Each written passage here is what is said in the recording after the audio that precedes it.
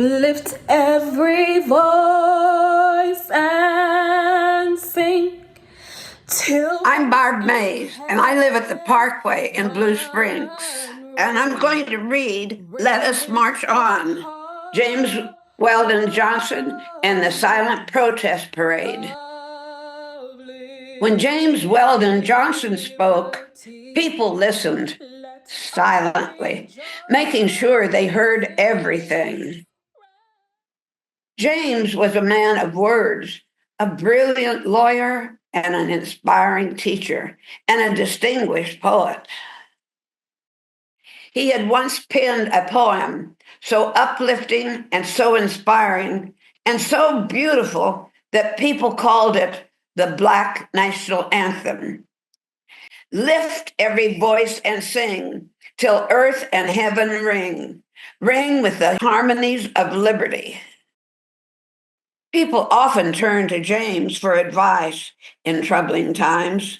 As a man of words, he knew what to say, and now was one of those times. White people had long hurt Black people, but in recent days, violent attacks had increased in scary and shocking waves. James decided to hold a meeting and make a plan. When it was his turn to speak, everyone leaned forward silently, expectantly. James cleared his throat. I have an idea, he said. Let us march, he said, in New York City. A big protest on the biggest avenue in the biggest city in the country.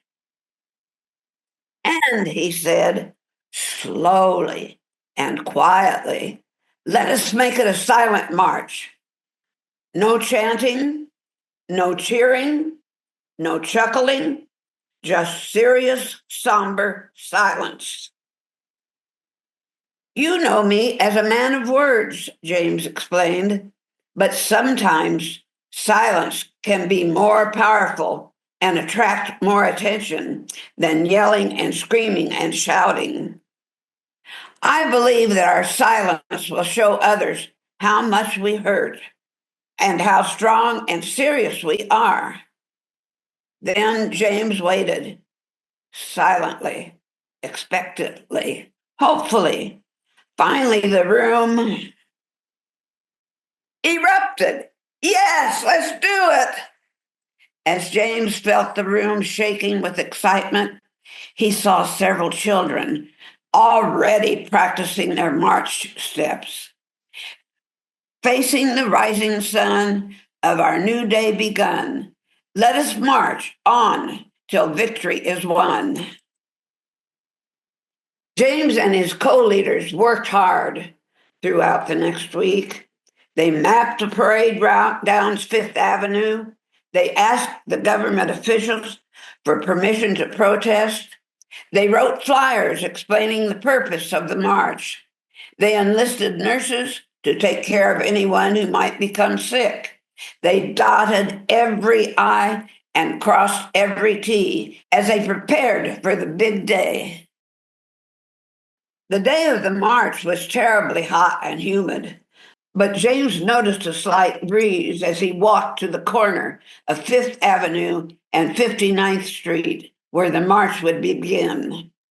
As James approached the corner, he couldn't believe what he saw. 10,000 people were ready to march.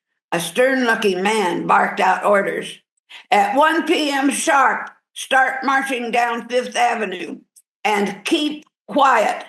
This is a silent march. James helped to lead the march. As a man of words, he felt an urge to speak every now and then, but even he kept silent. The only sound came from quietly beating drums that kept everyone in step. The silence was so stunning, so strong and powerful that everyone felt the importance of the march deep in their hearts. Children marched next, about 800 of them. First came the girls in white dresses. Then came the boys, many of them in scout uniforms, like James. They too kept silent. Finally came the adults, women first, then men. Rather than saying anything, they carried signs with messages about equality, fairness, and the contributions that Black people had made to the United States. One sign referred to Crispus Attucks, a Black man killed at the beginning of the Revolutionary War.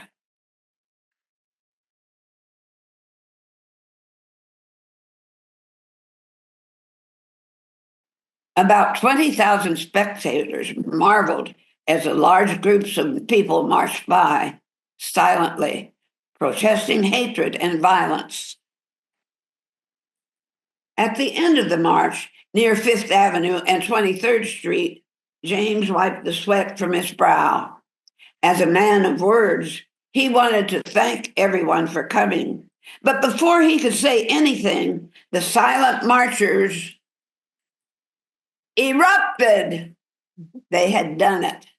10,000 marchers had displayed bravery and strength and determination.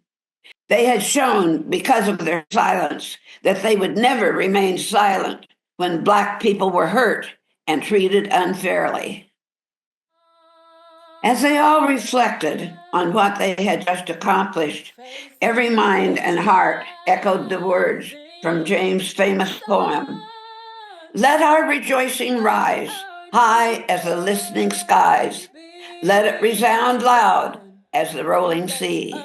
March on till victory is won.